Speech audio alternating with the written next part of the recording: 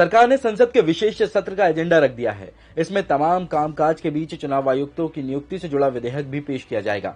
ये विधेयक पारित होने के बाद चुनाव आयुक्तों की नियुक्ति प्रधानमंत्री की अध्यक्षता वाली 3 सदस्यीय कमेटी करेगी। आखिर इस बिल में ऐसा क्या है जिसकी वजह से विपक्षी दल इसका विरोध कर रहे हैं, जानेंगे आज। 10 अगस्त को केंद्र सरकार ने राज्यसभा में मुख्य चुनाव आयुक्त और अन्य चुनाव आयुक्त विधेयक 2023 पेश किया। नया कानून लागू होने के बाद चुनाव आयुक्तों की नियुक्ति के लिए बनाई गई कमेटी में लोकसभा में नेता प्रतिपक्ष और एक नॉमिनेटेड कैबिनेट मंत्री शामिल होंगे, जिसका नाम भी प्रधानमंत्री तय करेंगे। इससे पहले सुप्रीम कोर्ट ने 2 मार्च को दायर याचिकाओं पर फैसला सुनाते हुए कहा कि अच्छे लोकतंत्र में चुनावी प्रक्रिया की स्पष्टता बनाए रखना बेहद जरूरी है। मुख्य चुनाव आयुक्त की सीधी नियुक्ति गलत है। वोट की ताकत सुप्रीम है, इससे मजबूत पार्टियां भी सत्ता गंवा सकती हैं, इसलिए चुनाव आयोग का स्वतंत्र होना जरूरी है। सुप्रीम कोर्ट ने नियुक्ति के लिए बनी कमेटी में प्रधानमंत्री, लोकसभा में विपक्ष के नेता और चीफ जस्टिस के शामिल होने की बात कही थी।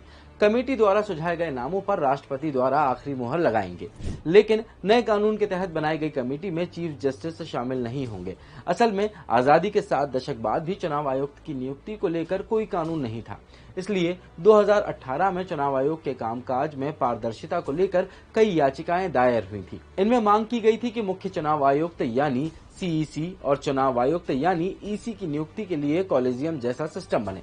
इतना ही नहीं, 2015 में लॉ कमीशन भी कह चुका है कि चुनाव आयुक्त की नियुक्ति में कार्यपालिका की कोई भूमिका नहीं होनी चाहिए। नए बिल को सुप्रीम कोर्ट के फैसले का उल्लंघन माना जा रहा है, पर यह फैसले का उल्लंघन नहीं है। असल में सुप्रीम कोर्ट ने अपने फैसले में कहा था कि यह प्रोसेस तब तक लागू रहेगी जब तक संसद चुनाव आयुक्तों की नियुक्ति को लेकर कोई कानून नहीं बना लेती, लेकिन सरकार ने अब नियुक्ति को लेकर कानून बना लिया है। सरकार राज्यसभा में जो बिल लेकर आई है उसमें क्या है, अब एक नजर उस पर भी। सर्च कमेटी उम्मीदवारों को चुनने का काम करेगी, जो सिलेक्शन कमेटी को 5 नाम सुझाव में देगी। इस सिलेक्शन कमेटी की अध्यक्षता प्रधानमंत्री करेंगे। सिलेक्शन कमेटी सुझाए गए नामों के अलावा भी दूसरे नामों पर विचार कर सकती है। बिल के क्लॉज 8(1) में सिर्फ इतना ही लिखा है कि सिलेक्शन कमेटी आयुक्तों को चुनने के लिए पारदर्शी प्रक्रिया अपनाई जाएगी। नए बिल के विरोध में कहा जा रहा है कि चुनाव आयुक्तों की नियुक्ति में सरकार का दबदबा रहेगा, जो लोकतंत्र के लिए सही नहीं है।